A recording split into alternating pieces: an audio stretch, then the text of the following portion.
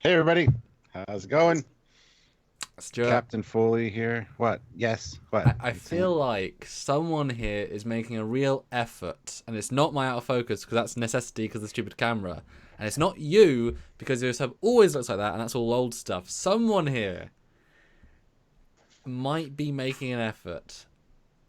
To upstage us? Uh, What could Hey I do? everybody, we have Josh Irwin here with us today.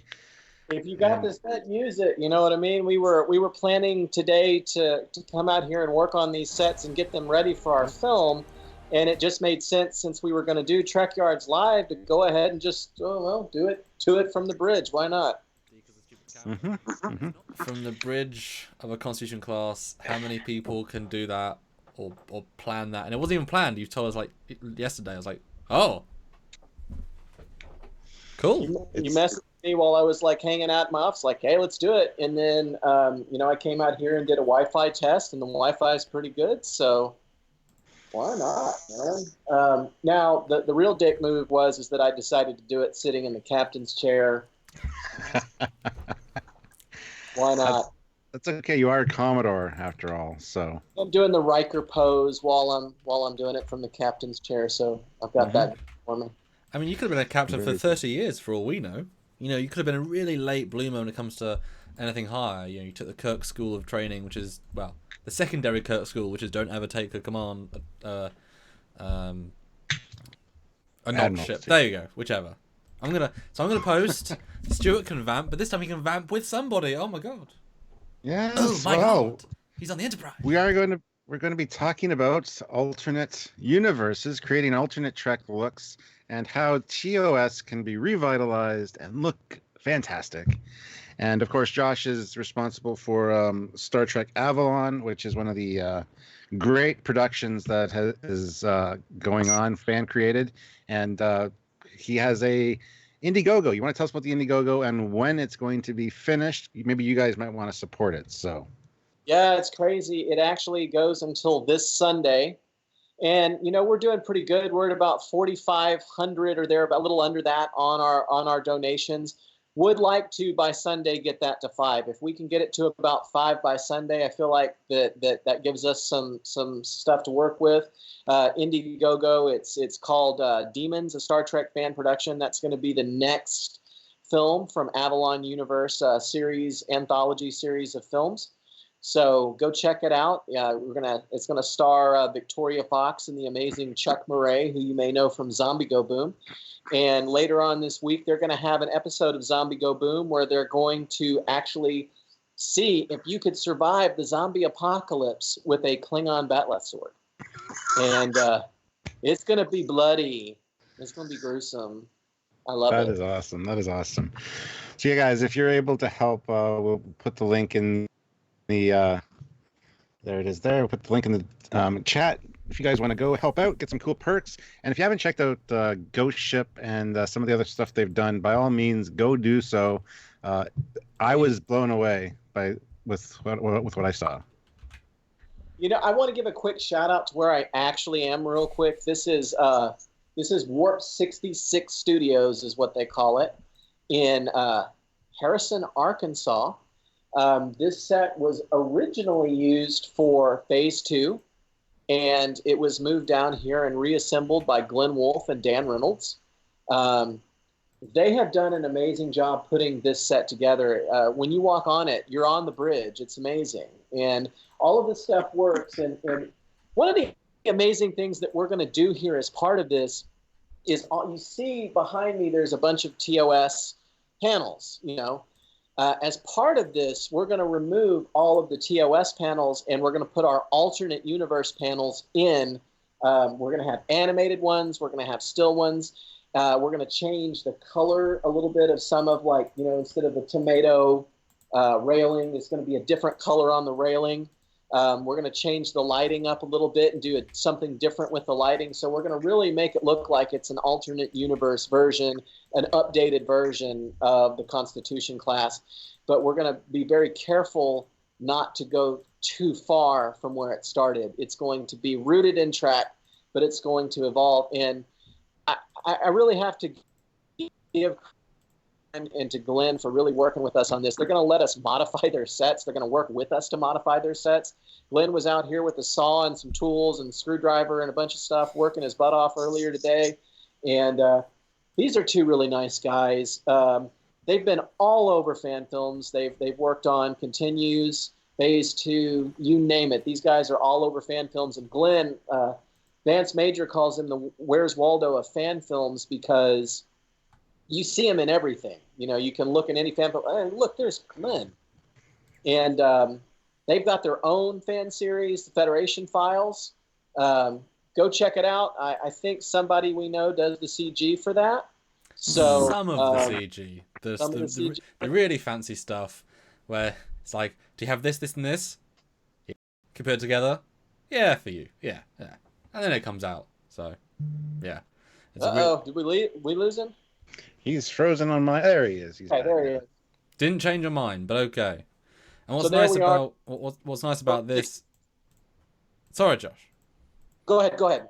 What's nice about this is that because we're all live, and he's the director and all that jazz, I can just play some of these fan films that he's producing. You guys can see the actual vibe of what we're going for here, because it's like, whoa, he can't see him, but it's live, sort of.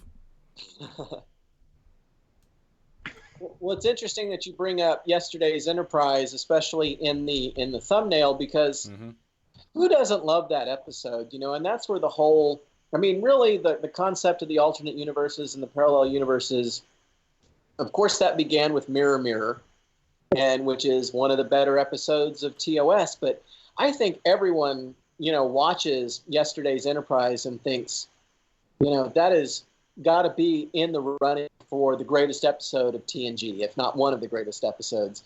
And it's an alternate timeline, but it is also an alternate universe in a way. And one thing that I really love about that episode is that they really went out of their way to give that alternate timeline and that alternate universe a changed look. And so I think that's part of what everyone loves about it, is it's a chance to reimagine a little bit. Although also and as you guys know, if you watch Trekyards, I always have the LCARs up. I don't have one up right now, unfortunately, but I always have LCARs running, always, 98% of the time. And I'm a bit of an LCARs junkie, and I got to say that the reimagining the computer displays for Avalon has been fantastic. I'm in love. It's got the type, but it's got a more updated look as well. Discovery tried to do it with their, blue panels and stuff. They're going through their blue panel period. Hey, everyone likes blue. It's a great color. It's mellow. Oh, I agree. That's why the motion picture era is some of my favorite computer displays from Star Trek. The blue and the green looks fantastic on black. They're just slightly better designed or designed. Yeah. They're not just stuff on a screen. Yeah. And there's logic to it. There's logic to what they do. There's an order to it. Michael Okuda, he came in and took it from just random abstract stuff and then created an actual order to how all of the LCARs look, starting with, I think Star Trek 4 was the first episode, the first movie that he worked on, and that's where you start to see the blue and the green become a thing, and it looks gorgeous. And there's a little bit of that influenced in what we're doing, since that was the logical progression in that universe. There's a little bit of an influence to that in what we're going to do. Not completely what we're going to do, but there is at least an influence to that in what we're going to do. Yeah. So there's ways to reimagine TOS and have it look modern and updated. And there's some production teams out there that, I'm not naming any names, that maybe live in Toronto right now, that don't get that and try to do their own thing, saying that it would look too dated. I disagree. I really have to disagree. Samuel and myself have said this many times. You take the old sets, you light them properly, you give them a little bit of a slight little upgrades, and you got the original look, but you just got something new and creative and fun. So I love what you guys are doing, man. Enterprise episode In a Mirror Darkly. It's one of the greatest episodes of that show, and that was, it was like about, 12, 13 years ago now that they did that. But, I watched it a couple weeks ago and still loved it. It's just very, very clever, because it's got a really excellent premise combined with great new acting. They all each actor uplifts, enhances the dialogue they're given, which could just be very, especially for some of them, very like one-dimensional. I'm evil, but there's a certain charisma with every single one of them. Even with somehow Mayweather, with his never making an expression and never saying anything more than whatever, he still comes across as, oh, I am gonna kick your, like, there's something to everyone. More so, ironically, in some episodes of Normal Enterprise. Yeah. It just seemed like everybody was having a little bit more fun on that episode. Yeah. Everybody, especially part 2, everyone was having just a little bit more fun doing it than they probably normally do. Yeah. Well, we got 2 super chats we need to address real quick. First one is from Ensign Ricky. Haha, super. $5. Finally finished the second part of my review for Encounter at Farpoint. Done. Gave Trekyards a shout out. When you guys get a chance, let me know what you think. Got a duty roster. Oh, duty! Well, look at this. Look at this. He's upstaging us in every chance he gets. Thank you. We will take a look for that and the shout out. Much appreciated. And the next one is from. I appreciate I've still got a higher rank than him. Ensign. I have no ensign. Yeah. Gmon78 puts in £5. So, what's the distinction between an alternate timeline and a parallel universe? Is it in essentially the same thing? That's a very good question. Good question, and so here I think I can answer that. So in most cases, what we regard as a parallel universe, for example, like the mirror universe or even the Kelvin universe to a degree, is a universe that it started off as part of, so like the prime universe and the mirror universe would have started together and at some point diverged for some reason. Maybe like Worf says or Data says in the episode Parallels, there's a choice and everything that can happen does happen in alternate realities. And, going outside of Star Trek for a second to Stargate SG-1, they explained that the farther they got down the timeline, the more choices were diverging. So you were getting more, at the very, very beginning of Stargate, you had timelines where they got killed by the Goa'uld and timelines where they didn't. And then as they got forward, they had more timelines where, the Jaffa did this, or the replicators did that, or the Ori did this. And the farther they got along, the more branches there were on the tree. In the case of both yesterday's Enterprise and Star Trek 2009, there was a time travel event which either went forward or back in time and altered what happened, but the act of altering it created a new universe. So what they've always said about 2009 is that the prime universe stayed as it was, and when the intemporal incursion occurred with Nero, it caused the divergence between the Kelvin universe and the prime universe. Whether you choose that to believe that or not is up to you, but that's at least how they've explained it. So they're one can sort of cause the other. They're not exactly the same thing, but they are, but they're not. But they are. Yeah. See, a lot of people have said that, well, I'm a firm believer of this as well. When Nero went back, when the black hole was created by the red matter, it actually went to another universe because the Kelvin was already kind of outside of the prime anyway. So it had diverged at some point prior to that, regardless. Because, Stuart, if you recall, there's concrete inside their engineering room. There is. I feel like we're a little past concrete. I mean, why would the NX-1 guys say, in 60, 70 years' time, we'll go back to concrete? And the designers are like, shut up, we're not doing that, and therefore alternate timeline. Yeah, it doesn't make much sense. But that's the nice thing about Simon Pegg, who's obviously a Trekkie. He said, no, it must have been divergent from the start as well. Otherwise, it can't all connect properly anyway. But what's your thoughts, Stuart, on the distinction alternate and parallel then?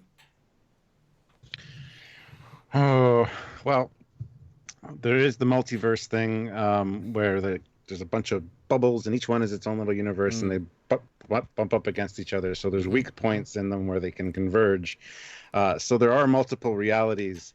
However, when you time travel back, you're time traveling back in your own timeline, usually.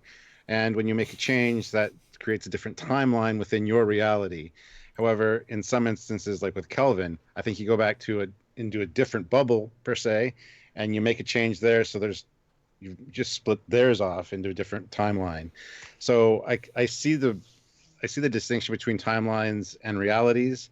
Timelines are a little bit trickier, in my opinion. We've had a lot of discussions about time travel lately, and I really hate them because they make my head hurt. But parallel and alternate dimensions actually make a little more sense to me and are easier to explain, in my opinion, because it's just things started out and essentially the same and kind of just did their own thing. But time travel, whether you fix it or you don't, does that timeline continue? Like in yesterday's Enterprise, does that timeline continue even though they sent the Enterprise C back to fix it? Because it already, and same with Endgame, like, you know, she Endgame's fixed a it. great example. Yeah, did she really have the right to go back and change everybody's life that drastically? Like a lot had happened in that time, right? Timeless. Yeah, timeless. You know, whether you go to a different universe or your own universe may depend on how you did it. You know, that's why Harry Wells was never in the speed lab when Barry Allen created Flashpoint. But, you know, us nerds, Stargate, Flash, Star Trek, it's all. Well, and it doubles down, though, that Star Trek has presented both versions of it, that time being one linear thing. You know, if you're going through The Guardian, which, you know, it exists in its one temporal state, it changes your timeline. Now it is a different timeline. Boom, done. But it's like this single history has now been changed. The future is now different. That's one single, you know, Kirk and Spock, you know, after they went through after McCoy went through The Guardian, they were still on the same planet in the same timeline, but now it's the future where the time has been changed. They didn't move, right. They didn't beam, they didn't, you know, travel. The universe changed around them. Therefore implying that one linear, if you change the past, it'll change everything else. And yet also we get parallels where anything becomes anything else. And obviously just the fact at the end we see Worf with a different trophy means that, I mean, he's an alternate version of their own reality even. So it's kind of hard to quantify it when you get both presented. Because do realities, I mean, we sort of talk about Flash, you know, all those Earths exist independent of each other. They don't need each other to exist. They weren't created by one Earth that's, you know, subsect everything else. They're all just the alternate slices of reality, which are infinite. And so you wouldn't need each one to be based off, you know, our reality. Otherwise, we're saying we're the only one, although it's more likely we're just one of the billions of alternates. You know, at some point, 1,000 years ago, one caveman kicked rather than punched, and now we're in that timeline, and that's the one we happen to be living in. So you can't really win with that. But I think if you change the timeline, it's an alternate timeline, and reality is it's more from the start, a la Mirror Mirror and such, because that was different a long time ago. Even though Cochrane changed it, it was still different. Yeah. You know, his reasons for causing his you know warp program weren't the same, and the world wars were very different when everyone likes to be genocidal. You know, so at what point did that universe become its own thing? It was always just similar but different. And speaking of, what are we watching, Josh? Watching Ghost Ship, and how is your reality different? Because we've been playing it for the last 15 minutes. Yeah. How is my reality different? My reality is different in that I suppose Starfleet officers can sometimes have a little bit more of a sense of humor than maybe they should. It's different in that different events, similar events happen in it. Like the M5 computer thing happened in our universe. But in the Prime universe, for example, the Starfleet supposedly may have abandoned the Excalibur and never, you know, retrieved it. I don't know if that's true or not, but it's listed on, like, you know, Memory Alpha that way anyway. But in our universe, it was retrieved. In our universe, they have different uniforms. In our universe, they're kind of developing technology in a little bit different way. So it's just, you know, it's more subtle than something like really big. You know, you got like the Mirror Universe where everyone's evil or whatever, and Vic Fontaine is not a hologram or whatever it is. You know, it's not like a big, huge divergent change. It's just that it's different in some subtle ways. I mean, starships are still starships. They're just developing different tech. Klingons are developing different tech. There are some maybe different events that happen. Science is progressing maybe at a slightly different rate. Similar things are happening, but slightly different. It's just a place where we can explore Star Trek maybe from a little bit different of an angle. That's really what it is. It's a plot device. It's an opportunity to go, what if we want to reimagine Star Trek in our own way? Well, then that's what we're doing. Again, I've used the example, like if you get on the modelers forum where people build physical models of starships, everyone's a mash of the Dreadnought. Mm-hmm. And so it's like in some ways, the Avalon universe is my broad strokes kit bash of Star Trek. Because it really is a kit bash. I mean, because there are elements from all of Star Trek in it. Mm-hmm. And the uniforms are going to be I released a video on that today. The uniforms are one of the biggest examples of that, where you've got, this Kelvin tunic, but it's based off of TOS and it's got TOS colors. But it's, you got the Discovery Delta, and you mesh those things together and it creates a TNG look. One example you're going to see, especially from the uniform side of things here in a couple of days, probably Saturday morning, we're doing some makeup tests Friday with our doctor, who's going to be a Vulcan. And the uniform that we've got for her, that we're going to do a test fitting on the actress, it is like Dr. Crusher, Dr. Pulaski, Dr. McCoy, but you got this white, you got the Dr. Crusher style overcoat, but it's white like Discovery. Discovery's done white with the doctors, but still the blue tunic underneath. But then the metal Delta with the medical cross, but it's on top of the lab coat like Dr. Crusher did it. So it's like this confluence of all of Star Trek in one, all of the doctors in one doctor uniform. It's a kit bash uniform is what it is. So the whole universe is kind of a kit bash in a way. But, we all like to do that. So it's our way of having time. Yeah.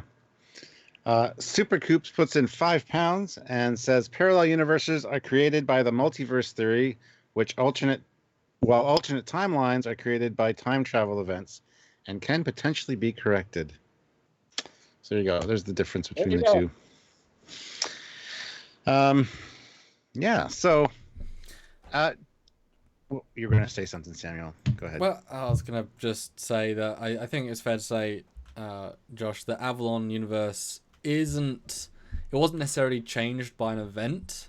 It's probably more likely just a parallel reality where, it's just a slightly alternate thing. We don't need to necessarily, you don't always need to link everything to everything. So by saying, oh yeah, back in NX era this happened and therefore the universe, is like, no, it's just an alternate universe. It's fine. It's just, the one step to the left. People have asked, what's the divergent event or divergent place between this and Prime? And it's like, there really isn't a divergent point that you could pick. It's just, it is what it is. Yeah. It's been Avalon from the beginning. It's just evolved similarly because it's probably wherever in the tree it is towards Prime, it's going to be in there with Prime. And the problem with what we do and the ambition that we seem to have in this project is that now you open up these doors of what would the NX era look like, Avalon? Well, and I'm sorry, but my mind is going the places of what does TNG look like in the Avalon universe? What does that era look like? And I may have to force myself to explore that at some point. Poor you, poor us, the fans, dear me. No. Yeah, so, guys, if you have any questions for Josh about anything, feel free to ask away. I'm going to ask a question right now about the sets particularly. So you have the bridge, you said. Right. And what other sets do you guys have available or access to? So these sets in particular are built primarily for Federation files. Okay. I don't believe that they're open to the public or to a lot of other fan films. I know that Vance Major is going to shoot here for Constar Chronicles. And I don't know if they're doing Dreadnought Dominion here, but I know that Gary Davis is maybe coming up for Constar Chronicles. But what they have here for Federation files is they've got the bridge, they've got a corridor, they've got a sick bay, they've got a transporter room, and a briefing room, I believe. And we're going there after here to work on those sets. But primarily those are for Federation files. if you're a fan filmmaker and you're just getting into fan films and you're wanting to do fan films and you want sets, probably the best place for you to go is to Ray Tessie in Kingsland. Okay. But these are cool, no doubt. Second. These are cool. We're getting to use them because we're contributing to the construction and the building of the sets ourselves. We're contributing to that. It's why we're monetarily and materials and labor and that sort of thing is how we're gaining access. Yeah, that's cool. I would love to come see them. To be fair, I mean, they look impressive. It's not a full bridge band either, is it? It's about the same amount of bridge as Ray Tessie has in Kingsland. It's about a 3/4 bridge. Okay. It goes past the science console. I'm not going to show you how the hot dogs are made too much, but it goes past the science console, and then it goes past the engineering console over to about the red alert panel. They don't have like a view screen here, but they have plates that they are able to insert in some shots. Okay, cool. So basically, it's like the original filming set for the. It is. Okay, that's cool. That original set was built in sections, and the forward sections and the view screen were movable, and so you've got enough here to where if you shoot it right and you tell your story, you've got a great bridge set to film on. And I'm really. To me, the exciting part and the reason that I'm shooting the bridge scene here, there is going to be some bridge stuff we do in Kingsland when we go down there and we film, but we're going to be doing our primary Avalon post M5 computer bridge here because of the ability to customize all of this, to modify it. I mean, we're going to have to modify, like some colors and things like this. We're going to modify that. But then we're going to have to restore it when we're done to TOS so that they can do Federation files when we're done. But the ability to modify the set is what interested me the most. Plus, every day that we're down in Kingsland, they're amazing, and I can't wait to go here in 2 weeks. But that costs a lot of money, and every day that we're down there, we're spending a lot of money, whereas it's a lot cheaper to do it here. And we want to be able to film some of our bridge scenes. We want to be able to film at least 2 full days here on the bridge, and so that's why we're going to shoot that here. Cool. As for modifying the bridge, like modifying the panels and stuff, how long does that take generally? Is it a tricky process or pretty simple? Well, I've spent a lot of nights and weekends working on the LCARs themselves, designing and creating them in Photoshop and After Effects. They're going to be a certain number that are motion, they're on screens. They're going to be, moving animated LCARs, and there are a certain number that are just sort of plexis. They're just frozen, mm-hmm. And we've got to print those and position them. For the static ones, all he's got to do. Can you still see me? Mm-hmm.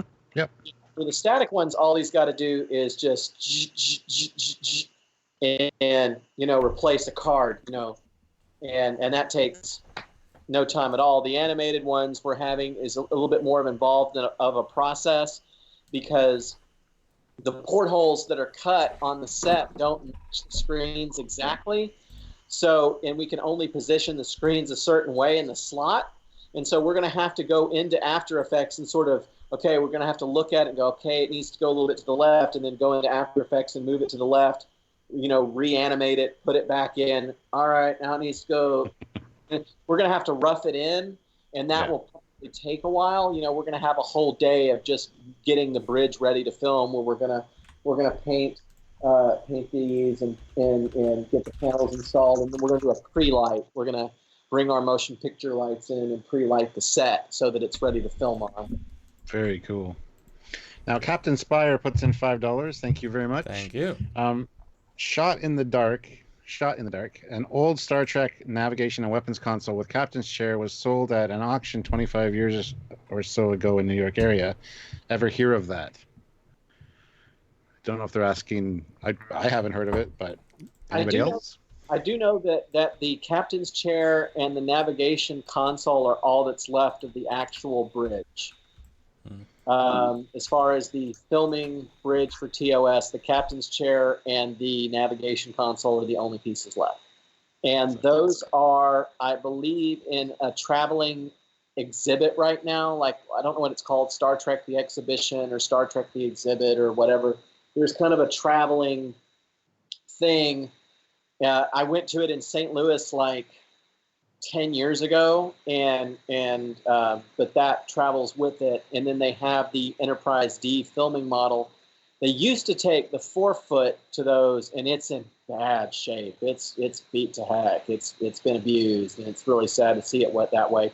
Now they're taking the 6-foot around instead, and the 6-foot, of course, its former owner was Microsoft's Paul Allen, who's no longer with us, but after he passed on, they got a hold of that model again, and it's traveling. But yeah, that may be what he's referring to, but I do know that configuration, the chair and the console, are all that's left of the actual TOS bridge. Which makes sense. I mean, you wouldn't expect the wall flats to survive, but, you know, cool set pieces you can... This is the problem with lives. This happens sometimes. It's fine. It's fine. It's also 3 different streams plus streaming it out, so it's more data being used. We're crossing the streams. I worked in TV news for a long time, and my dad's been a TV news anchor for 40 years, so I get how live TV or live stream or whatever, you know, nothing ever goes... Stressful, man. It's stressful. But yeah, someone was asking earlier in the chat, how far will we deviate from TOS? You know, what sort of point is too far, is not far enough? You know, is there an intention maybe at some point to replace all of the props and costumes and have everything be alternate, even if it's close, it's just more thought out and such? To a degree, yes. I mean, Sam, you and I have talked about designing and 3D printing a new phaser, like a new Type 2 phaser. And I think there was even, you know, maybe some speculation about a tricorder. And so, yeah, you may see that. We're not going to do like 20 or 15 of these films. We're going to have a limited number, you know, because I only have so much time and money and ability to do it. But when we're done with these films, yeah, when we get to maybe the last one or the last two, you may see it diverge to a point to where that happens. How far is too far? Well, we don't want to go. I mean, there are certain built-in limitations. For example, I can't go to the point of having brand new costumes made from scratch and tailored. I don't have the budget for that. And even if we did, we probably wouldn't spend on that because there's better things to spend on. Right. We can't, for example, there's only so much like a set can be altered. You know, we can paint some things a different color. We can put some different panels in, but we're not going to change the shape of anything because we can't. Phaser beams, you know, those will probably stay blue. You know what I mean? And you'll see some, you know, while you'll see updated changes to the ships, the overall shapes will stay the same. You're not going to see some sort of like, you know, the weird scale, bizarre Klingon ships that you guys were talking about in the last episode. You know, there's going to be none of that. So, you know, there are limitations based on just we can't go too far because then we wouldn't be able to do it. So, yeah, I mean, it's going to stay pretty close to track wall. And the theme is to make it a convergence of Star Trek to a degree. Don't steal my... No, it's my film name. There's a plug.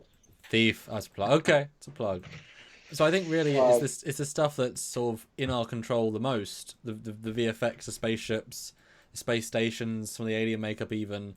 Stuff that it's very out of context. And obviously if you were to film one of the films or even a short, say, on location, then you could film it stylistically however you want and get something very hyper-modern feeling. Because you can see in real life, you know, go film on you know, San Francisco streets and call it nuclear vessels, and you could film it even more modern than them.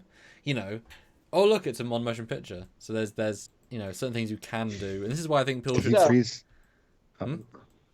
You froze for a second.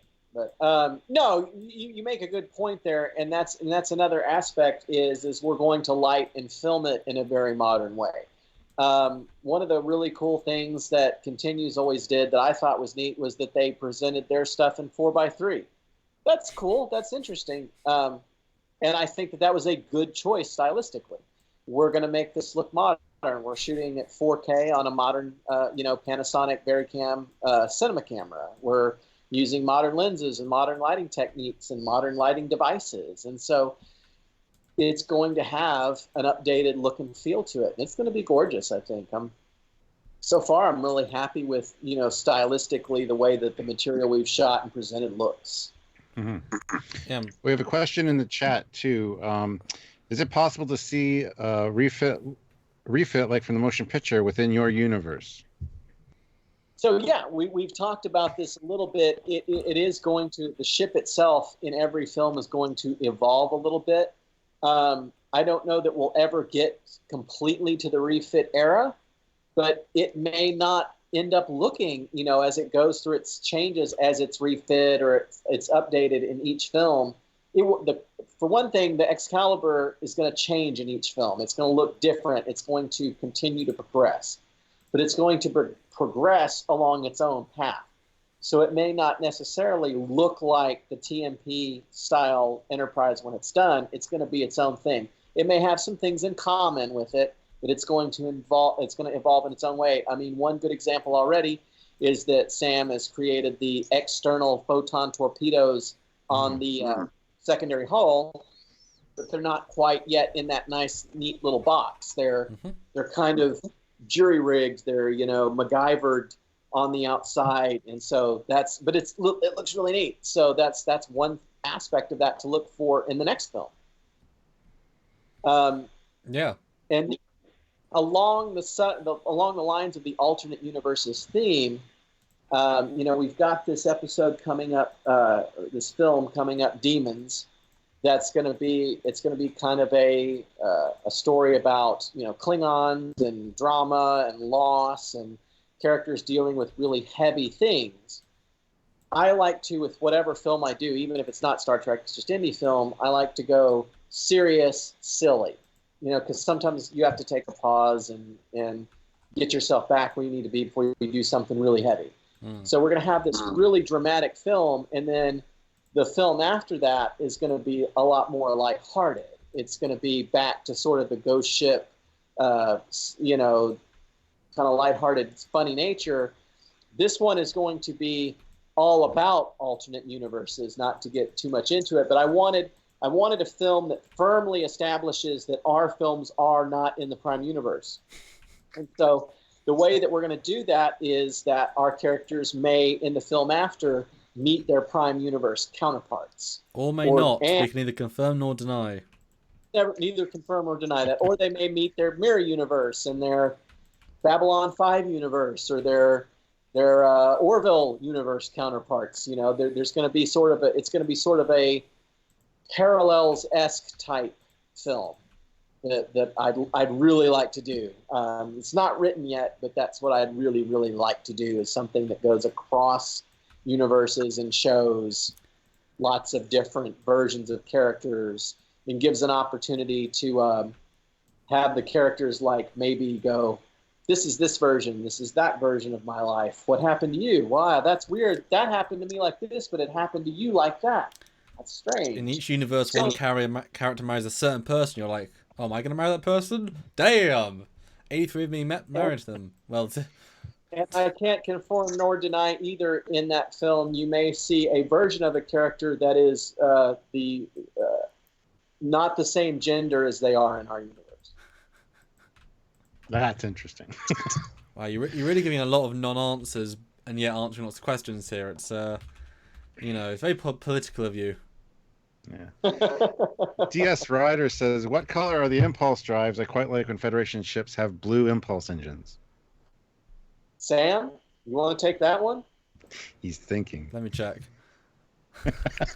Let me check. I can't remember. I kind of like when the TOS ones have the blue impulse engines. I've done mine red on my 350, but the blue looks nice. I think blue's sexier. Just yeah. Where did I see that? Because you use a it's red in its first refit. But hey, you know, I can change it. It's just 3 buttons. You know, it's not the end of the world. Need to make it green. Oh, It's wow. green. Hey now. And talk about the refit again for a second. You know, the refit is such a dramatic design change. You know, it is almost another ship. You know, I mean, me and Stuart talked a lot about the even practicalities of actually going from one to the next, and really the refit really was gutting it down to its girders, and then rebuilding on top of that again. You know what I mean? It's a very full-on treatment, and maybe that's not the tactic these guys ever thought of. It's they'd rather iterate and develop and replace on a certain space frame rather than replacing fully. But as Josh said, we've got the caveat of we're always going to use the same vibing sets, and so it makes more sense vibe-wise to still have the exterior being in unison, in some semblance of unison with the inside. If you look at the motion picture bridge and the Rathacon bridge, it's a lot more hard angles, and if you look at the motion picture bridge, a lot of boring non-detailed bits because didn't see them until you did. Whereas TOS is all, it's a very different vibe, and so if you kind of keep that sense between the two, or that said, I mean, if Josh can light it heavily different, maybe we can have a Saladin version and how that feel different. I'm sure, even to the point of using like a 130mm lens to make everything feel much more, pushed together. It suddenly feels smaller, and then do like everything at a 14mm. Wow, this is the Dreadnought bridge. It's really big. Only fisheyes that ship. I want to see, and I want to see even maybe an Avalon universe version of the Ares class from Axanar. Might be fun. So, I'll have to get permission for that, but I'd like to see it. I think it'd be neat. And we are going to at some point see a Dreadnought in our universe as well. We're going to see a Dreadnought that maybe has been talked about before, a specific one. Yeah. Super Coops puts in 2 pounds. Star Trek Orville crossover could be very cool. Could indeed, actually. Well, Orville's like 400 years in the future, though, isn't it? From us. Orville's 25th century, and so that was something that I was thinking about. Is there was an episode of Sliders where they go to this alternate reality where time is moving backwards. You guys ever seen that one? They got there and so like the Sliders guys, they slide through to an Earth where time is moving backwards, and so like everything they're doing is going in reverse, and it's really confusing.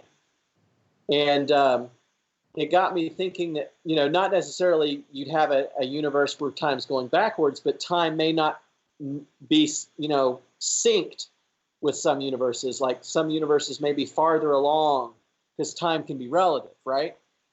And so maybe the Orville universe is a little bit farther along, but at the point where it connects, it can connect to 23rd century Avalon, and 25th century Orville might have a connection point that's maybe not in the same place along the timeline. Or I'm making stuff up. Or make it even simpler. We've seen how you can have in Discovery time tethers that work without suits and then do need suits and la la la.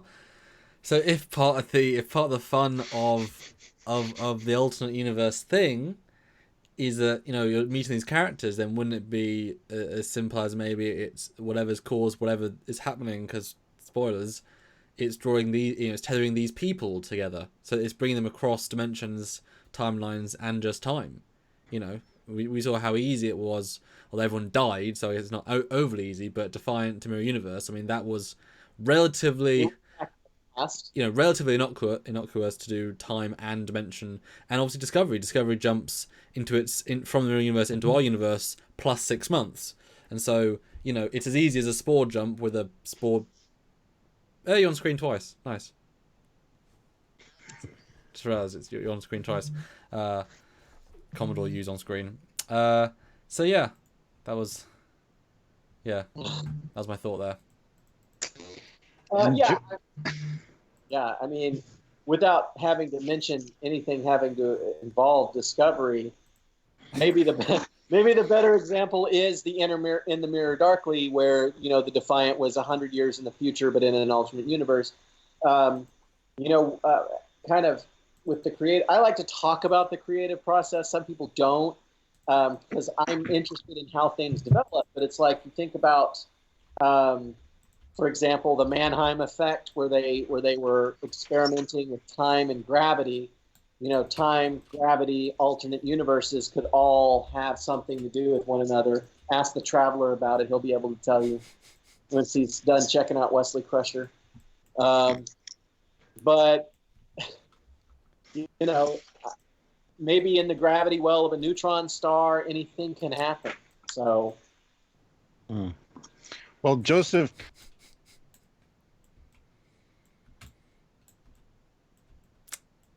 Everyone's gone. Oh dear.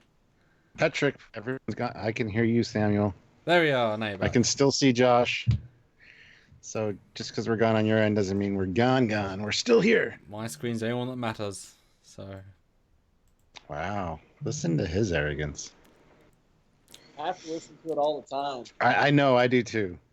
But now the people on the live stream are getting a taste of what we have to deal with, Josh.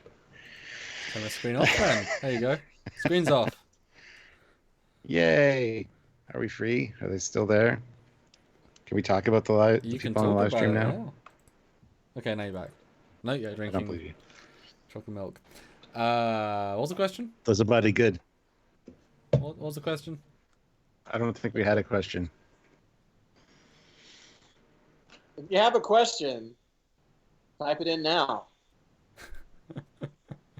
Come on, guys. Ask Josh a question. We got a guest here. It's worth chatting with him and checking out his Indiegogo if you're interested in some really cool Star Trek. Yes. So. Please clap.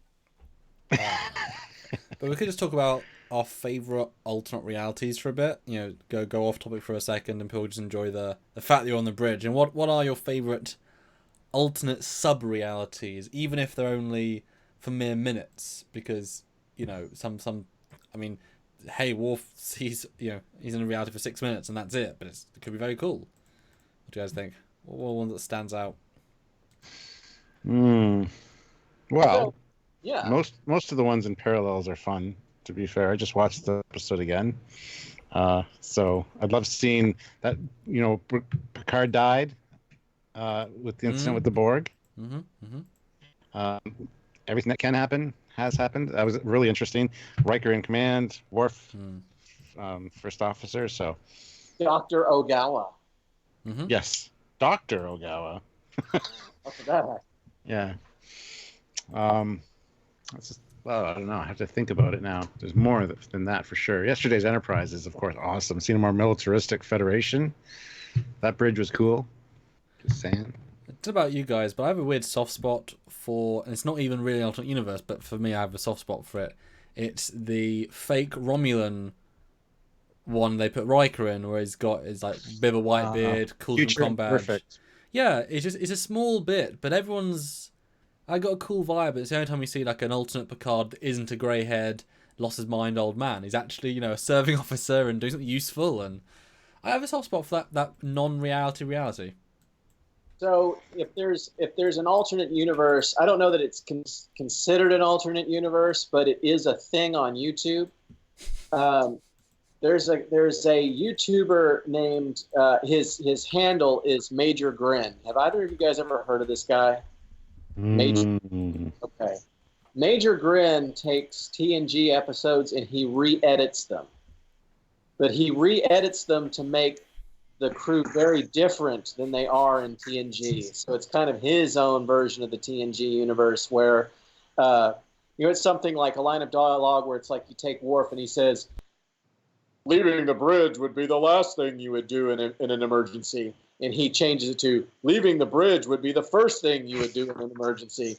And so anytime the Enterprise ever encounters some trouble, Picard's like headed to the turbolift. You're leaving the ship, and then you see the shuttlecraft leave, and then the Enterprise blows up, and and he's always like, or there's this interview that Frakes gave where he talks about all the types of characters he played before he was Riker, and he's like father killers and evildoers, and so he edits it to where it's like, we're very blessed to be on Star Trek: The Next Generation and play father killers and evildoers and all of this. And so he makes the crew, he re-edits them to make, there's like one called Field Tests where the Enterprise is in orbit of a planet and they just start shooting at the planet to test their new torpedoes and phasers. And it's like, nice. Worf's like, the new target enhancers. And then he fires and it's like blowing up buildings. And then Picard's like, lock on phasers, fire on defenseless people. And then they're blowing up a city and it cuts to Picard and he's like, well done, and it's stuff like that. So it's his alternate thing, but it's really funny. My favorite one is called Attack of the Rikers, where they clone Riker 900 times and invade a planet. Sweet. I got to check that out now. But Lindsay Clear asks, what does your guest think of Discovery? So, Josh, you're on the hot seat. You're on the captain's chair, too. Alternate reality. Right. Yeah. So, Discovery, at the very beginning when they first announced it, they were first talking about it, there were so many red flags that I'm just going, oh, man, what is this going to be? This seems like it's going in some weird direction. That is it Star Trek or isn't it? And so when the premiere came on, I said, okay, I'm going to give it a shot. I'm going to watch this one episode. And if they do a good job with this one episode, they've got this one episode to get me to pay the money to watch it. And if they don't make their case to me, I'm not paying for it. And I felt like at the time when I watched the episode, they had not done that. So I did not watch the first season when it first ran. And then I ended up watching some of the episodes toward the end at a friend's house, and it got better towards the end of the first season. And then I was watching an episode of this show called Trekyards, where they were talking about the Klingon D7 and saying they're going to have a Klingon D7. And I was like, so they're listening. People got kind of frustrated with the direction it was going, and CBS decided they were going to listen to their fans and change it up a little bit. And then here they are teasing Captain Pike. And I was like, well, if they're going to listen and they're going to try and make a change in their creative direction to make their fans happy, then I'm going to give them another chance. And so I subscribed to CBS All Access at that point. I watched season 1, and there are things about it I like and things about it I don't really like. But and quick side note there, wasn't there heavy spoilers at that point? Hadn't you learned all the things pretty much from just the online-ness? I didn't care. I mean, okay. I just went back and rewatched it just so I made sure I was up to date. Also, you're saying the epic reveals were spoiled to you even before you watched the show and weren't obvious from you watching the show. The epic reveals. I wasn't really caring about the, being surprised or anything. I just wanted to give it an honest view. But season 2, it was a lot better, especially from the beginning. It was fun. I love Anison Mount as Captain Pike. I mean, perfect casting. The dude is really, man, he's killed it. I felt like they've done a good job bringing in a lot more of the ensemble cast, giving other people the spotlight besides Michael Burnham. I love what they did with Saru's character, having his origin story and the story of his people, really liked that. And it was going so well. Like, I was really getting into it. I loved the Talos 4 episode. I absolutely thought it was great. And then the words time crystal were spoken aloud. Well, to be fair, they were mentioned in the first season as well, and magic to make the Seventh Man go mad. I keep remembering the name of that episode, surprisingly enough. And then it was like, oh, we're back to this. And then they're talking about, spoilers, by the way. They're talking about, the Red Angel is Michael Burnham. That's discussed. And then we're gonna launch this plan to capture Michael Burnham. And I'm like, but she's right here. Like, did you guys Flash in season 3 where Barry couldn't do anything to Savitar because Savitar, spoilers, was him from the future, and so none of their plans were? Big spoiler. God. From 2 years ago, but it's like, You can't make a plan to capture yourself if you're there and you know what the plan is.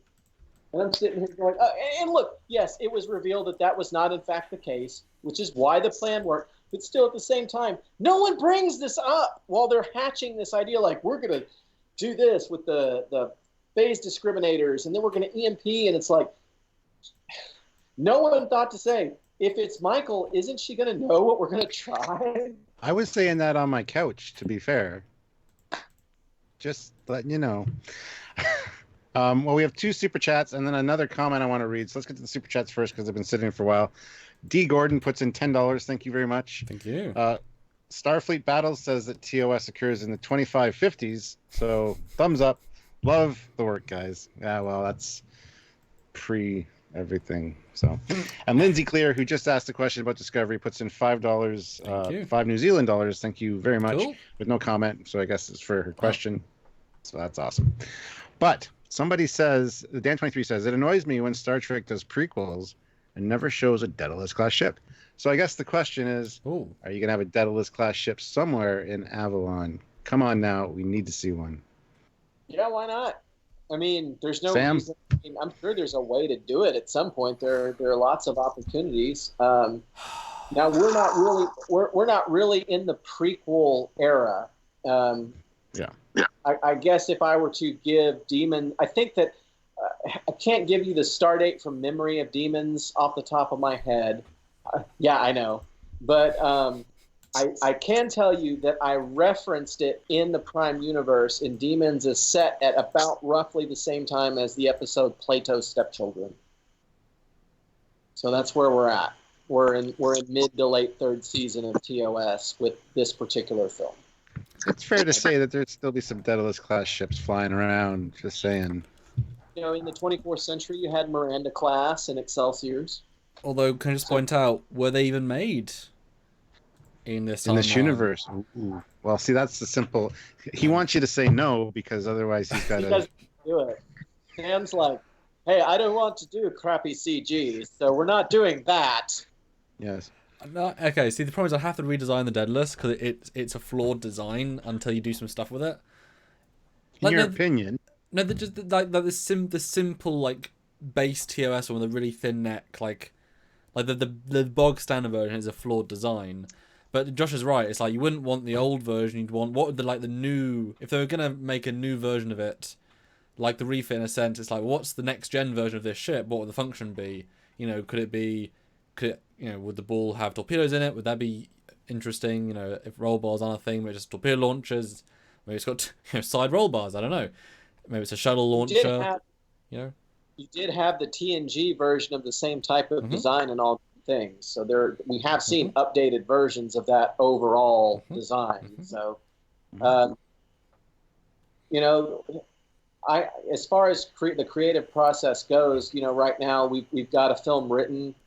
We're going to film it starting next weekend. We start filming next weekend, and we have another film conceptualized, which I'm damn excited about. So we're only one down the road as far as ideas, and then there's like a very, very minimum canvas thought on what the final one is going to be. So. You know, we are looking down the road a little bit creatively, but not too far. Well, it's nice to know where your characters are going. Unlike the new Star Wars trilogy, where each one has been its own thing. If you plan your arc, then you can foreshow things, you can pay things off, you can,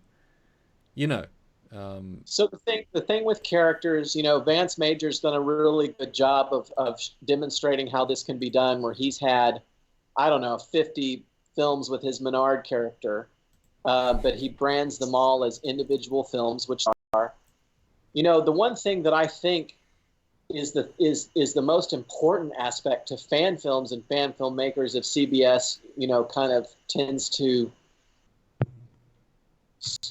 take a step back or maybe be a little bit relaxed on the guidelines, which they seem to be at the moment. Fans want to have their own characters. fans want to develop their own characters. Everyone, that's the whole point of making a fan film, is that you're going to play in the sandbox, so to speak. You're playing in that universe. Well, who are you in that universe? Who is your character in that universe? And so fans get involved in fan films because they want to develop their own character. And so if there's one aspect of fan films that I think that fans do need to have, we can make do without $1 million budgets. We can make do without having Tony Todd or whoever in our film. We can make do. That doesn't make a difference to me. Or hey, we've got Vance Major, don't you, Tony Todd? Yeah. You know what I mean? It's just like, all we really want is to have our own characters in Star Trek. That's all that matters to us. So if there's one thing I think that we need, is that. And we need to be able to see our characters go down a road a little bit. So as far as the characters we have, they're in broad strokes. We know where they're going. We sort of know where they're going to end up. But with as far as little details, like, are we going to have a Daedalus class or an Ares class or a phaser, a redesigned phaser, those are all things that we have time to kind of figure out and have a good time with. That's the fun part. And it's super about these Indiegogos, because the ambition's there. It's never just going to be another TOS fan film. It's never just going to be a story for the sake of it. There needs to be money given by fans on the Indiegogo, currently on Indiegogo now, Demons of Star Trek fan film, because the more that's given, the more we know we can do, and then gives confidence for the next one. You already made a full project, and then a second one before you even ask for any money. So that not many have done that in the new gen, and something to the higher standard that you're doing. I mean, in the olden days of fan films, when it really was, oh, my friend Bob has a camcorder, and that's the mic we're using, and Reginald has editing software on his laptop, and great, good, making a fan film, but the production value we want to achieve is like a film, okay, indie short film. But that's the advantage of these real sets, is that with real sets, the magic you can provide is actual lighting, actual talent. Color grading, as we know, can make a massive difference. I mean, you can go from a very TOS, low contrast, high saturation post result to something very ultra contrast. You'll kind of have that classically overused blue tint of movies. Look, we're a movie, we're adding greys and blues. Ooh, it's like, yep. Yeah, I know what you're talking. But in both, what's interesting there is that the reason that this is really possible is because technology has changed so much. Camera technology has become so much better and so much less expensive. Lighting, I mean, because the cameras are so much more sensitive to light, we can use different, and we have instruments that we never had before. We can do things that are so different than what could have been done in 1966. If you look at photos of the 1966 TOS bridge and you get wider and you see the lights, they're gigantic. They're massive incandescent lights that were using 5,000 to 2,000 to 5,000 watts a piece, and they were hot, and you had to wear gloves to turn them and stuff because you burn your hand. Because the kind of film stock that they were shooting on was like 100 speed film, which is very, very slow in its reaction time to light. And so, therefore, you have to use lots of light to expose at the frame rate you're having to shoot. Well, now we have a digital camera that can expose at 2,500 times as sensitive as that, just on a base setting. And so the amount of foot candles that you need in order to expose on that is so much less. We have LED lights, which are producing almost no. I've got one right here, right off my laptop, that there's no heat whatsoever coming off of this. It's using maybe 5 watts of electricity. It's color tunable. It's a softer source. And the microphones, everything that we have available to us makes this possible. CG, so much easier to do now. Well, speak for yourself. I'm doing it. Well, you're an artist, but I'm saying that technology has changed, and it makes so much of what we're doing possible. But the point that I want to make ultimately is this: you don't I get where CBS completely get where CBS came from when they instituted the guidelines, and I actually think that they were right to do what they did. I definitely accept the explanation that it had become an arms race, that there were too many filmmakers competing with each other to see how many big name actors they could have in it, or how many people associated with Star Trek could be behind the camera, or how much money they could raise. And I think that did get a little outside of the spirit of fans making films. And so for them to say it needs to legitimately be fans making films, I agree with them. And I think that that's the spirit of the guidelines. But just because you don't have $1 million and you don't have, Jeffrey Combs in your fan film, that doesn't mean you can't do well. You can still make a fan film well without those things. And I think that what they're trying to do right now, as far as the spirit of the guidelines, is they're allowing fans to have the creative freedom to tell their stories, as long as really, in the end, it's legitimately a fan production made by fans for fans, and that's what we're doing. Well, it's super chat catch up time because we've got 3. That is even more super, possibly thrice the super. Yes, it's trisupular. Super Coops puts in £2. You heard me. I love the Daedalus class. Very undervalued. True. Got to see more of them. Ian Warrender puts in $2 and says, "Gotta run. Best of luck with the campaign." Well, thank you very much, Ian. Sure. And Hellrats96 puts in $10. Oh, wow. Thank you. And says, "Question for all of you. What is your favorite sci-fi show currently in production and why? What would you like to see made in the future? And what is currently on your list of to watch?" Well, I'll start. I'm currently rewatching the original Battlestar Galactica because Sylvia just bought me the box set on Blu-ray, and it's got the widescreen version, so I'm watching the original Battlestar Galactica again. Was that your first time watching in widescreen? Yeah, on widescreen, yeah. First time in HD as well? Yeah. So that's like an actual, a whole new experience of watching it. Yeah. Nice. Yeah, plus it's been forever since I watched it, so. That's awesome. So that's what I'm watching. What would I like to see remade in the future? I would like to see Buck Rogers redone. I'm also kind of going back and forth with the original Buck Rogers. I got season 1 on DVD of that, which I've been watching a few of, and I would love to see that redone. I think that'd be fun. It could be done really well and brought up to modern standards, much like the new Battlestar Galactica. All Star Discovery. What's that? What? What? I said all Star Trek Discovery and then ignore the stuff. Yeah. And my favorite sci-fi show is currently in production would have to be Orville, probably, because it's new, it's fun, it's exciting, and it's just hitting it out of the park every week. So that's definitely the one that's currently going on that I love. And I need to start watching The Expanse. It's on my list, and I'm sure I'll be really into that once I start that. So that's my answers. There you go. Josh, you can go next. Your turn. I don't know if people are going to agree with my answer or not as far as my favorite one currently in production. I'm going to say The Flash. It isn't as good. Yes, it's not as good as season 1 and 2. Season 1 and 2, they're kind of like The Matrix, where The Matrix was so good in the first film that they just couldn't match it in the second two. But yeah, The Flash is, I think it's a great show. But my favorite character is not Barry. Sorry. So you don't want him to run? You're not saying run, Barry? My favorite character is Wells. He's Harrison Wells, the different incarnations of Harrison Wells, and Tom Cavanaugh is a great actor. So I love The Flash, but I do like Orville. Orville's kind of up and down to me. Like, it seems like whenever I'm liking what Discovery's doing, I'm kind of not liking what Orville's doing. But when I'm really liking what Orville's doing, Discovery is really getting weird, and I'm going, So at least it works. My favorite sci-fi show of all time.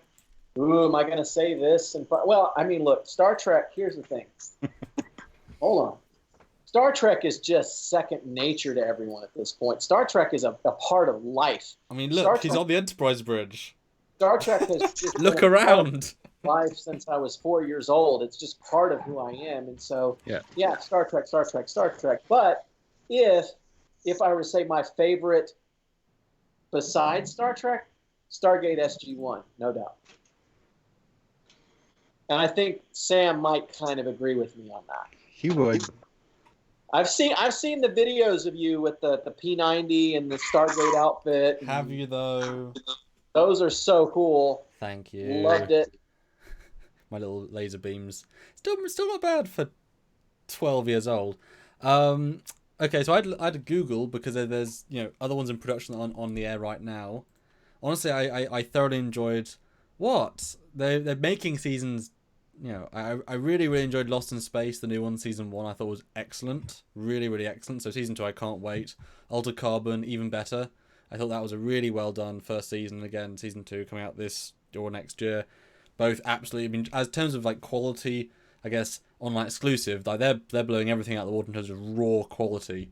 Legends Tomorrow, Arrow and Flash. But Legends is the funnest. Flash is we're the most suckered into it. And this season's been pretty good, but we'll see where it goes. I wasn't aware that Legends was still on the air. I'd wondered if maybe they'd gone away, but I saw that they were still on. I was like, oh, that's still a thing. I should watch it. This last season's been excellent. Oh yeah, they've found their flow. They found their flow pretty early on. Season 1's more vanilla, and they've gone off the rails. They're just going more off the rails each season. I'll just say they fight a unicorn. And it's really good. I saw a preview of that. Yeah, I believe you. It makes sense considering some of the other things they've done in that show. That's not beyond the realm of believability with them. Yeah. I was really frustrated that Dark Matter was canceled. I liked that. I dug that quite a bit. I watched Travelers. You guys watch Travelers? I haven't seen that yet. No. That's Brad Wright's show. Stargate alums, and Amanda Tapping directed a lot of their episodes, and she's in it. Travelers, that's another show that went before its time. And one you guys have to check out, it's on Netflix right now, is Love, Death, and Robots. If you haven't watched it, watch it. Give it a chance. It is amazing. It's an anthology series. They're all animated. They're all different. They're 11 to 15 minutes long each. You can watch the entirety of season 1 in like 2.5, 3 hours. There's like 18 episodes. Watch it. You will not be disappointed. There's some fantastic storytelling in there. So, in terms of what I'd see remade, I just want new stuff. I don't want remakes. Honestly, I want new ideas, new whatevers. Yes, a lot of these things were good in their time, and obviously they could be done better now. But how many have been done poorly now? Battlestar Galactica is really the only one that's truly been updated to a successful show. And it might not be the most faithful to its source matter, but it's enhances it and the previous one. I don't think any other show's actually done itself justice. I think Lost in Space is the closest as well, but again, it just took the rawest premise and the characters, and then did its own thing, and that benefited. It wasn't just like Knight Rider. It's not just the same thing again. It's like so new things would be good. That said, Killjoys, Travelers, Dark Matter, none of them quite hit an A-star level. They're all like decent. Whereas like Stargate SG-1, that obviously based off a movie, but that like the Stargate franchise is one of the last like hit a truly exceptional note. I think if you look at the last like 20 years of sci-fi, where it's just like this is really excellent. But also, Firefly. Like, give us if that's the only thing, it wouldn't be a remake. It would just be new crew in that universe. The universe is fleshed out enough for one season in a movie. Have Fillion come back as himself, but obviously the 10 years fatter version of himself, heavier, not fat, heavier. That show definitely deserves another season. Not a reboot, not a remake, not a remaster. Just another story in the same universe. I think would be great. And I'm going to do this as Expanse, but that'll be a long way from now. You think about like what's the difference? What is it that allows some of these series to survive and really be epic and remembered, and some of them to kind of fade away? And I thought about this in regards to The Flash. Like, what's the difference between the 1990 show that went for one season and the show today that was when in its time was outdoing most network programming. It's the characters. It's whether or not you really, really invest in the characters. You know, the ensemble cast of The Flash now is so much better than what was going on in 1990. You don't just care about Barry, you care about Cisco and Caitlin and Wells, and then you've got a good antagonist. You don't just have the Flash fighting dudes with Tommy guns. You've got him fighting the Reverse Flash. And who is that? What is well, that's what they did. You know, it had like this film noir 1940s thing going on. Well, that's also why Supergirl season 1 was subpar again, because it was every week just fighting something. There was nothing really meaty to it, and then it got, you know, season 2 it jumped off, and as soon as it was taken by CW again, it refocused heavily, and it's like, oh, it can be this good? Wow, that's a surprise. You know, instant quality increase once the focus changed. We say Stargate SG-1. What's part of the reason that Stargate SG-1 is so good? Because it has such a great chemistry between the core group of players. You know, O'Neill, Teal, Carter, Daniel and O'Neill, you know, foiling each other constantly, but still being best buds. You know, Teal's always like doesn't understand anything, and I mean, it's just such a great group chemistry. It's one of those things like you're getting off work, you've had a hard day, and it's like, and you're going to invest your time in hanging out with a group of people. You have to like the group of people that you're going to hang out with for an hour. And you like SG-1. They're your buds. Yeah, they go through some serious stuff and they kick some serious butt, but they're also fun people to be around. Yeah, and the writing was oftentimes 10 out of 10. Like, absurdly often 10 out of 10. You know, there's very few bad episodes of Stargate SG-1. Like, I mean, it's in the handful. You know, there's quite a few okay, but there's so few bad, and that I think is you know, look at TNG, there's lots of bad. You know, you can, you know, the scale of bad is relative, but, you know, especially because the acting I think is better in SG-1 than TNG. You know, it's both story driven, character driven, and sci-fi driven as SG-1. You know, and SG-1 has such range. Again, that's something that I talked about not too long ago on another podcast, was the range that Deep Space Nine has. SG-1 has that same range where you can have like a really emotional, intense episode like Heroes Parts 1 and 2, and then you can have a silly episode like Wormhole Extreme, and it's okay. You accept it because there are times that they're silly and there are times that they're serious. Yeah. And that's what I want to do with Avalon Universe. Whether or not we'll be able to pull it off as well as they do, I don't know. But that's at least what I want to try and do. Speaking of alternate... Oh, Stuart, no. Sorry. I was going to tangent. Super chats. Yay! Eugene puts in 199.99 rubles. Thank you very much. Just saying hi. He says, well, hello, Eugene. Nice hi, to see Eugene. You. Say hi, Josh. He's one of the most regular fans, contributors, awesome people. Say hi, Eugene. That's you, Josh. Say hi, Eugene. Hey, what's up? Hellrats96 puts in $10. Here's a random thought. They've done a bunch of movies with tunes turned live action, Flintstones and Scooby-Doo, for example. What would you feel about the Jetsons? And who would you cast in the roles? Oh, man. They could make a really interesting Jetsons movie, to be fair. I think it'd be fun.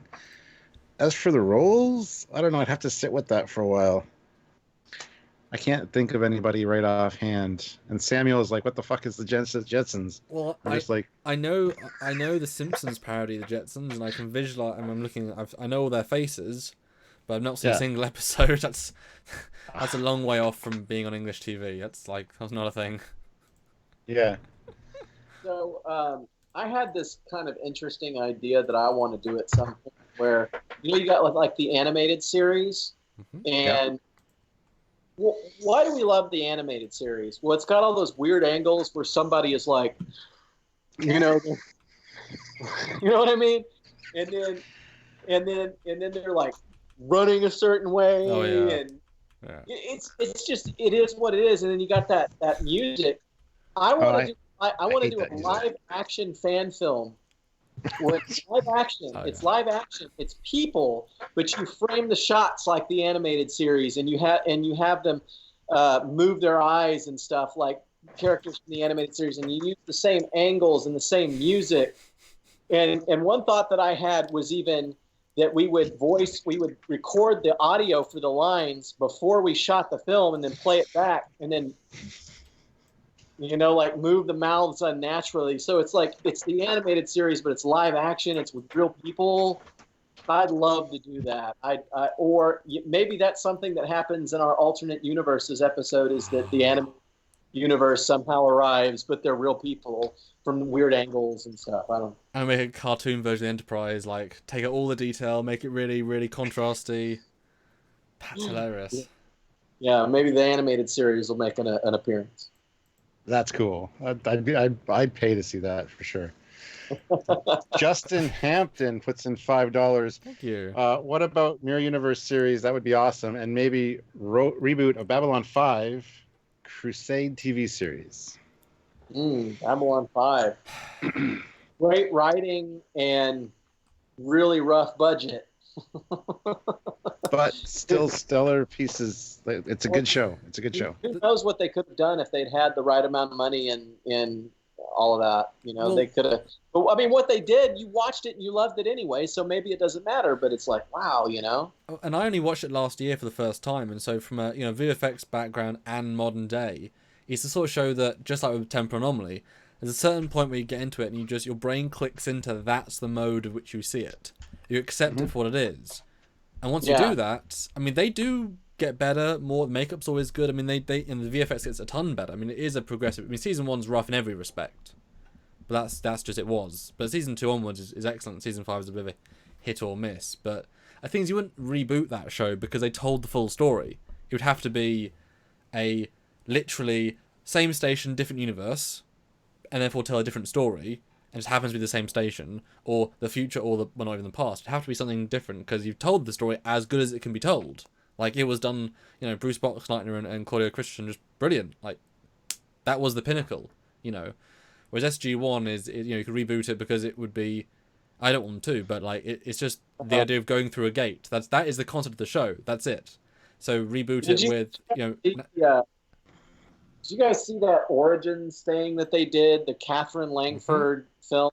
Mm-hmm. Did you see that? I haven't yet. Stuart's not a big Stargate fan, so or a Stargate fan. Because to be fair, I haven't watched them all yet. So you think Discovery's bad? Watch that.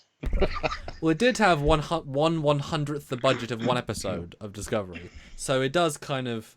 You look at dollar per enjoyment level, you'll probably enjoy that one more. 10 million episode versus 2 million for 12. It's like, It was pretty rough. I'm sorry. No. I like Connor Trenier. He was in it. I've met him. Yeah. I've hung out with him. He's a cool dude. But man, jeez. Oh, I'm sorry. There were 2 questions earlier, which go back to Avalon, which I want to put into one question for you, Okay. Josh. Somebody asked, is there going to be saucer separation at any point in the Avalon universe? Oh. And it's going to make Samuel rip his hair out. And are we going to see any Federation versus Federation ship battles a la Wrath of Khan? Federation ship battle. So, I guess. And also, for the record, I'm learning about this for the first time. This is me learning about it as well. Sam, you're doing that. It's like. So, let's see what his answer is, guys. I don't know. In that regard, is there's no real need to have a writing team. We can just put it out there to the Trekyard viewers. What do you guys want to see? Saucer separation and Federation versus Federation. Those are good ideas. Let's write that down, and we'll get back to you on that. Maybe we will. And donate on Indiegogo to see them right now. Demons, a sci-fi fan film. That's how you see them. Donate to Indiegogo, and we'll see how we can help you there. For a $1,000 donation, we'll add source separation in this film where it does not belong, but it'll be there. Somehow. What happened to the saucer? It's gone. I just have the captain sitting in his quarters watching his viewer, and there's a saucer separation going on, going, yeah, that mission. Yeah, I remember that. That was rough. His quarters, and he's got two girls playing harps on his desk. Yes. And yes. he's thinking about the saucers. Or they're playing with a little model of the ship. One has the saucer, the other has a secondary hull. Saucer set. No. which brings up an interesting story. Vance Major once told me, he said that he wasn't opposed to, in one of his films, actually just having the spaceship be like a model that he had in his hand and moving it past the camera. So like maybe we have a character and they've got a model and they separate the saucer. Maybe we'll do it that way. We'll have Vance will have a Connie model and he'll separate it and fly it around. That's what we'll do. So yes, saucer separation. But you have to donate to the campaign. It's important. $1,000, Vance Major will separate a Connie and fly it past the camera. And then post-credit, it'll do it in CGI, but none of you will see it. Because the new captain pushed the wrong button. Uh-oh. Damn it! You had 2 questions, Stuart? Is there a second one there, or was that the 2? That was 2 of them, the saucer separation and Federation versus Federation ship kind of duel. It's all right. That is odd. No, who's in the pod? Who's in the ion pod? Don't hit that button. Tyler Donovan is in the ion pod. Who is? Tyler Donovan. He just got off the transporter pad there in the little window. Gotcha. Captain Mason has been jettisoned in the ion pod, unfortunately. And just for a bit of good news, Josh, your Indiegogo went up to 53% funded. Are we? It's now swapped pounds, despite I love it in dollars because that helps me understand. So I can't tell you how. Well, I guess I could. No, it's not also showing backers anymore, which is somewhat frustrating because I want to see the backers, but I can't. But that's 1 more % than it was earlier because I was on the page and updated. So yay! Awesome, thank you for whoever donated. Yes, yeah, guys. Yes. If you can't donate, by all means, spread the word. Share the Indiegogo campaign around on your Facebook or whatever. $60. So that's excellent. We want to get it to 5,000 by Sunday, and we're on track. So I really do appreciate the fans going out and helping us out. I really do. And Alan Malone, I think you need to watch an episode of Trekyards called Saucer Separation. You'll answer your question. There's also an episode of Star Trek Continues that would answer your question. So, yes. We've done the work, so you don't have to. I may need to hit the turbo lift to the transporter room here in just a few minutes, guys. But, yeah. Do we have anything else we want to get out before then? No, I think just an exciting project, worth a look in. You know, it's alternate universe is done right, and you know you're listening to advice from people that know a lot about Trek as well, which helps. You can keep it all nicely, you know, new yet old, yet different yet the same. And again, as we said, guys, the ambition is only driven by the funding. Because I mean, Josh could say, you know, the 4 actors get on this set that's an hour away with the same stuff he already has. Or add Klingons, or this, you know what I mean? There's all these things that could be done, or not. So it's kind of like you get what you give. You know, I guess a nice final note is that you mentioned Klingons. Are we going to see smooth heads? Are we going to see foreheads? Are we going to see both? Are we going to see, you know, armor? I mean, you know, we've seen Klingons a few times in fan films with, you know, hugely variety of qualities. So what's your vibe with Klingons? And I mean, if you're replicating the Discovery makeup, that's a lot of your budget on one Klingon. No hair, luckily, because you know we're at war with shit knows who. Somebody. We're always at war, apparently. There's only one answer to that question, so you better answer it correctly. Otherwise, I'm going to find you, Josh. And the answer is I will start off by guaranteeing you that there will be no purple Klingons in this. There will be no purple Discovery Klingons in this. We will have Ridgehead Klingons as our main bad guy, and we're going to be doing a Klingon makeup test within the next few days. I'm getting a hold of the prosthetics once we get done here with this Trekyards. We have a Batleth that, again, Zombie Go Boom. It's coming out in the next couple of days where we test Batleth. Our Klingon bad guy is going to be played by Charles Foltz. Our Klingon bad guy is going to be played by an actor named Charles Foltz, who you may also know from Zombie Go Boom. He was killing zombies with a Batleth sword the other day. He and Chuck Murray have already been working on the fight choreography. They're martial arts experts and weapons experts. They know katana swords and axes and everything, and they have a choreographed battle sequence, a hand-to-hand combat between Captain Ramirez and the Klingon commander. Nice. The one of the other henchmen is going to be played by a guy named Nathan Murdoch, who is a MMA cage fighter. The dude is a legit MMA cage fighter who has fought in the octagon and really hurt some people. He's my MMA coach. He's the nicest guy you'll ever meet in your life, even though he kills people in the ring. He's like into 80s love songs and is a teddy bear. But he's a martial arts master, and his fight scene has been choreographed with Victoria Fox. And he's going to be a Ridgehead Klingon, and it's going to have a Doktog Klingon knife and all of that, and a disruptor. And we're going to see maybe a few Smoothhead Klingons somewhere. So there is going to be a little bit of a mix going on. But I've chosen for the Smoothhead Klingons some people that I really want, I think will make really fun Smoothhead Klingons. And one of those people is going to fight Commodore Austin. So I'm going to have a fight scene where I'm going to fight a Klingon Smoothhead, and there will be some Kirk Fu involved.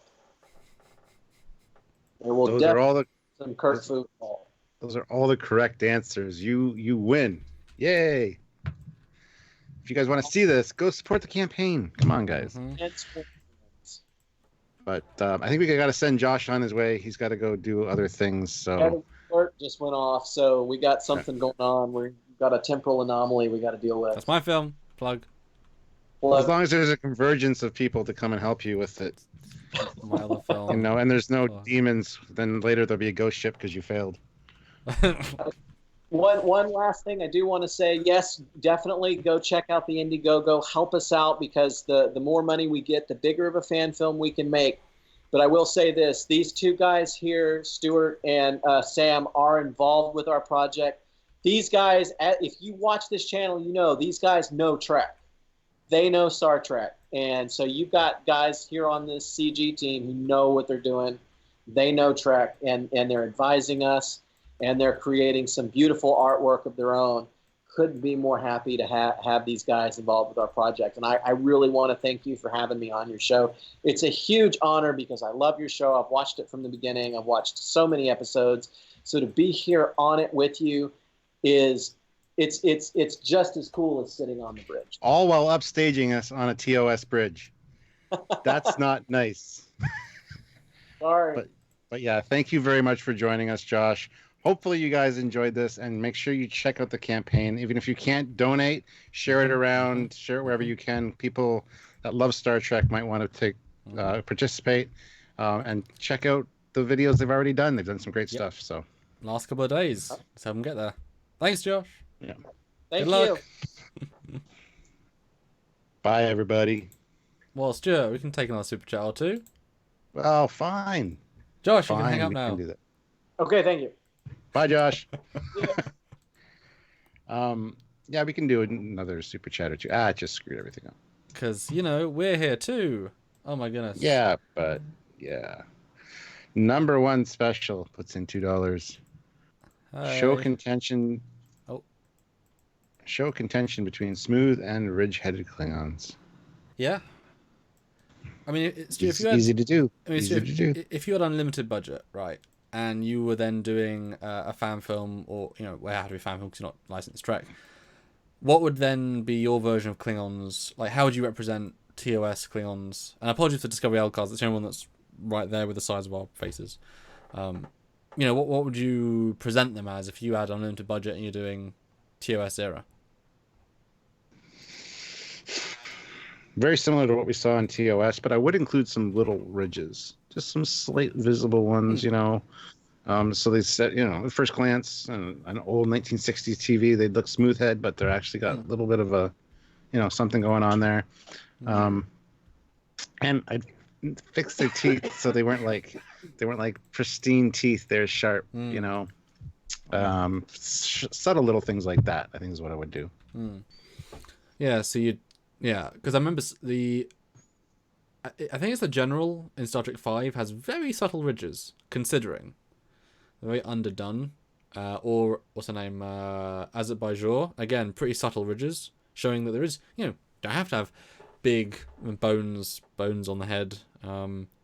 Yeah, if I had a limited budget, I would do all three, because that's what the era should have. It should have fully classic looking Klingons, fully TOS looking Klingons, everything in between. We know that the guy in Enterprise said cranial reconstruction, but that's the surgery option, or that's the genetic. But what if there's just, what if you mate with a smooth head and you're a very ridge head? What does your kid look like? What does your kid's kid look like? How those ridges come back after even one generation. So you're right. What would the simple ridges be? We see what B'Elanna Torres has, Klingon and human. It's pretty subtle, but it's there. So I would literally say, right, design team, we can have 20 Klingon heads, and literally do the start at full on ridges, and just do level 20 to level 1, and then we give the 20 actors, and we say that's that's our diversity. That's what I'd have. I totally agree. I totally agree with you. So guys, but you have to have both represented for sure. Yeah. Because you shouldn't. None of the other shows ignored the other shows, But guys, who wants to be the final super chat? And we can take the final question on universes, on Avalon, on whatever you guys want, on this, very different sort of live with a guest on a TOS bridge, sort of a little bit standing us up, but that's okay. Wow. And we've talked with a few other people who might want to join us for as well, not saying any names, but some designer types. So might be something that happens in the future, maybe a weekend extravaganza, have a day and time set aside for a special guest. We get more people, so sounds fun.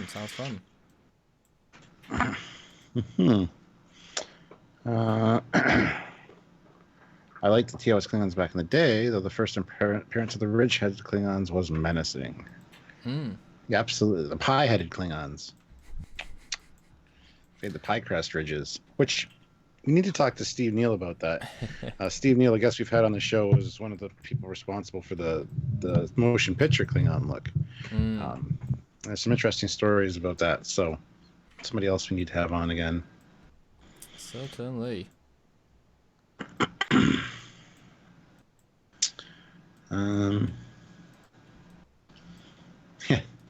Yes, I agree.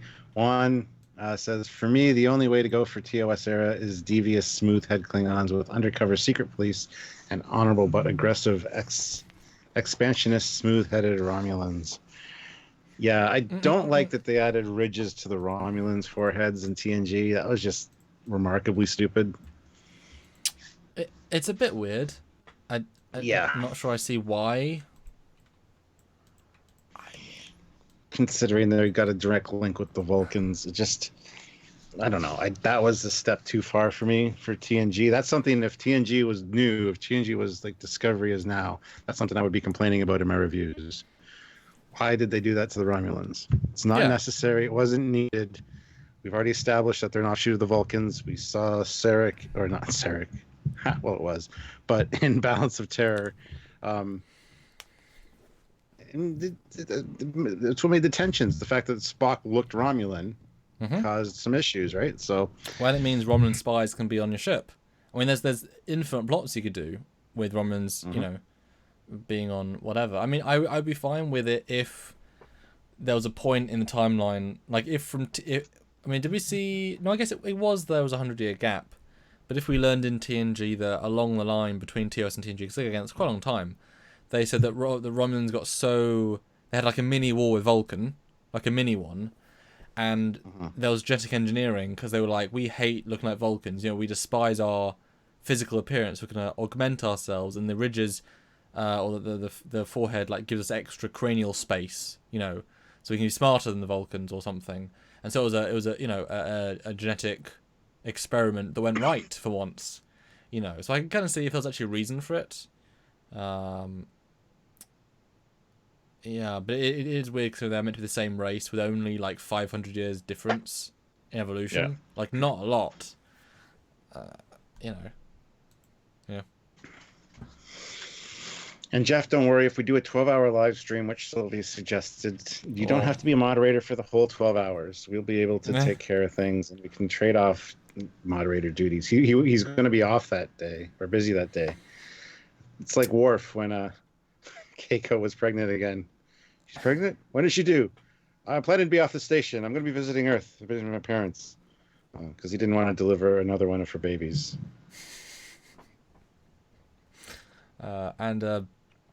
Juran Trello says, I was reading some of in a TNG book that they gave the Romulans in TNG the brow ridges because they thought that people would confuse them with Vulcans and made the Romulans look more sinister. They are Vulcans. You are meant to confuse them with Vulcans. That's good. Yes. Yeah, it was a stupid decision, and I don't agree with it. But and Eugene puts in 150 rubles. Thank you. One guy in the trailer loop looks like Michael J. Fox from the side. Guess where my money went today? Well, he's actually a Michael J. Fox impersonator, cosplayer. No, he's a professional impersonator. That is one of his side jobs. Yeah. And it sounds like Eugene donated to the Indiegogo, so thank you so much, Eugene. Definitely worth it. There's some real cool stuff coming along for that. And yes, there's another bit of money in the pot, so yeah. Some fun stuff. And Dan23 is right. He says there was a Romulan female in Star Trek V. She also didn't have the ridges on her forehead. Yeah. It's like it happened post-movie era, but before TNG, that they genetically tried to alter themselves maybe or something. I don't know. Stupidity. Anyway. And then they have, but the problem is they have ridges in Enterprise, don't they? Yeah, of course they did.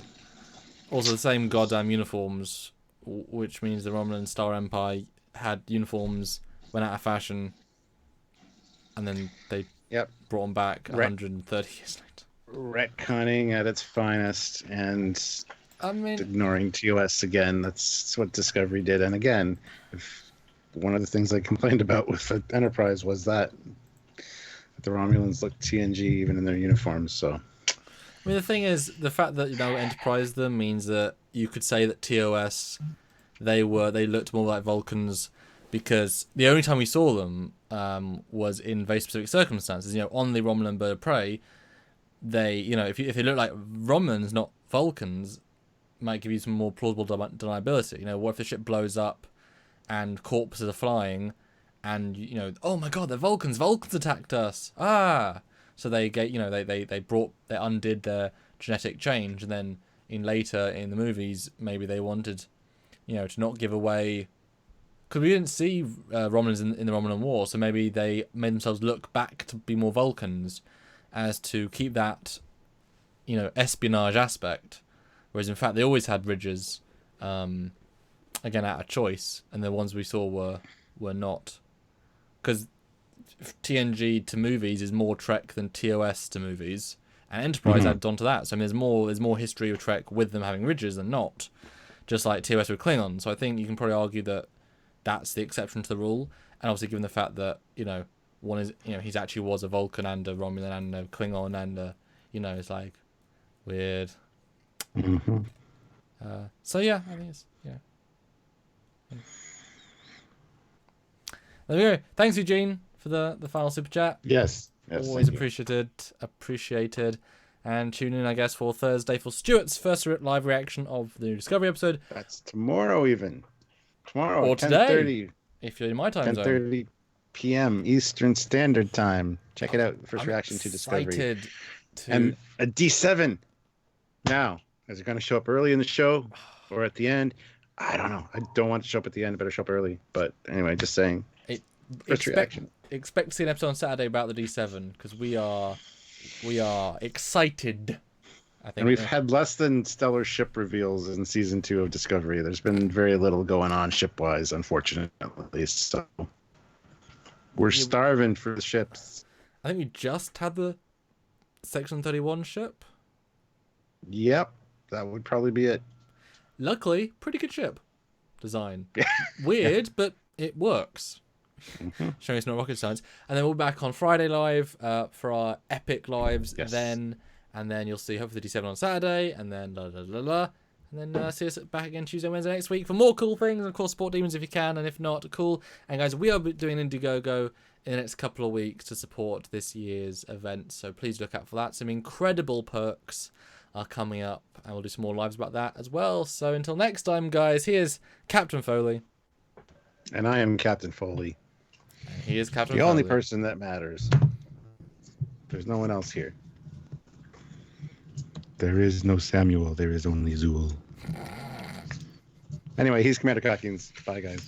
Bye.